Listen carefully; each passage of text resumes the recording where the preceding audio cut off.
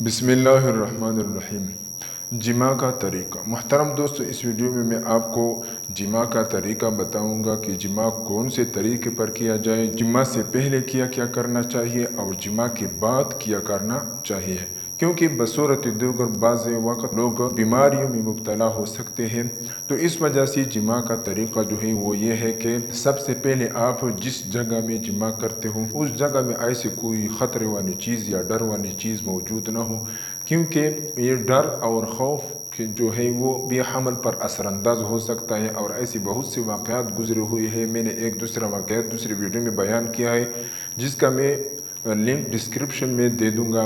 وہ واقعہ یہ تھا کہ عورت کا بچے کے بجائے سانپ پیدا ہوا تھا، اور وہ کیوں ایسا ہوا تھا؟ یہ اس وجہ سے کہ اس جماع کی حالت میں اس نے سانپ دیکھا تھا، اور اس کا ڈر اور خوف اس میں آیا تھا، اور وہ خوف اور ڈر اس کے حمل پر اثر انداز ہوا تھا، جس کی وجہ سے بچے کے بجائے سانپ پیدا ہوا تھا۔ تو محترم دوستو، ایسے کوئی خطرے والی چیز اس جگہ موجود نہ ہو جس کی وجہ سے خوف اور ڈر پیدا ہو جائے۔ دوسری بات یہ ہے کہ جس جگہ جماع کرنا ہو اس جگہ کو صاف اور ستھرا ہونا چاہیے، کیونکہ اگر میلا کچیلا ہو تو وہ بھی حمل پر اثر انداز ہو سکتا ہے۔ پھر محترم دوستو، جب آپ جمعہ شروع کرنے سے پہلے آپ باوضو ہو کر بسم اللہ پڑھ لیں، اور یہ دعا پڑھ لیں: اللہم جنبنا الشیطان وجنب الشیطان ما رزقتنا، اور پھر اس کے بعد جمعہ شروع کریں۔ جماع کا جو طریقہ ہے وہ طریقہ یہ ہے کہ، اور چونکہ یہ طریقہ سب سے بہتر اور مفید طریقہ ہے، وہ یہ ہے کہ اس کے طریقہ کا قرآن میں بھی ذکر ہے کہ عورت نیچے ہو اور شوہر اس کے اوپر ہو، اور اس کا ذکر قرآن میں بھی اس کی طرف اشارہ ہوا ہے۔ اللہ تعالیٰ فرماتے ہیں فَلَمَّا تَغَشَّاهَا حَمْلًا خَفِيفًا، کہ جب اس نے عورت کو ڈھانپ لیا تو وہ حامل ہو گئی خفیف حمل کے ساتھ۔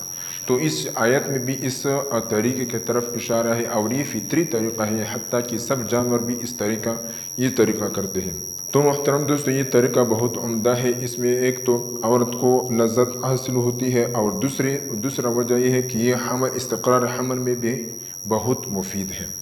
اور تو محترم دوستو، پھر جب آپ انزال کو قریب پہنچ جائے تو آپ یہ دعا دل میں پڑھیں کہ اللہم لا تجعل للشیاطین ما رزقتنا نصیبا۔ اس کی وجہ سے، یہ دعا پڑھنے کی وجہ سے آپ کی جو بچہ ہوگا یا بچی ہوگی اس کو شیطان ضرر نہیں پہنچے گا، اور شیطان اس پر حملہ نہیں کر سکے گا۔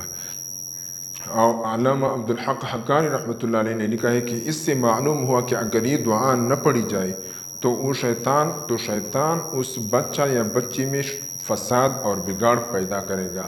تو یہ دعا بھی پڑھ لینا چاہیے، اور یہ بھی سنت ہے۔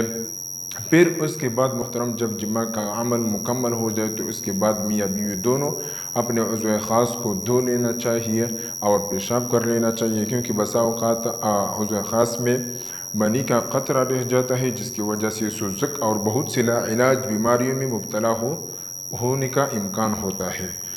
اور پھر اس کے بعد اس عضو خاص کو پانی سے دھونا چاہیے۔